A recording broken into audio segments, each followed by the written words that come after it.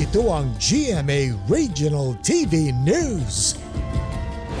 Balita sa Visayas at Mindanao mula sa GMA Regional TV.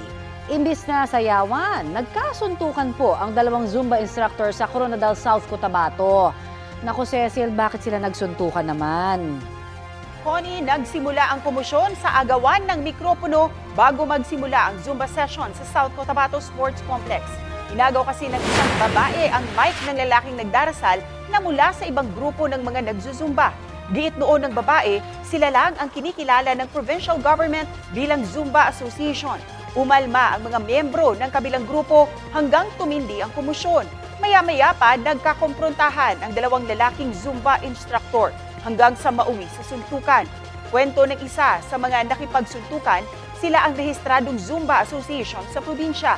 Nagkaareglo na raw sila ng kasuntukang lalaki na kanyang ninong. Sa ngayon, suspendido ang Zumba sessions ng kanilang grupo. Sinusubukan pa naming kunin ang panig ng kabilang grupo at ng provincial government ng South Cotabato.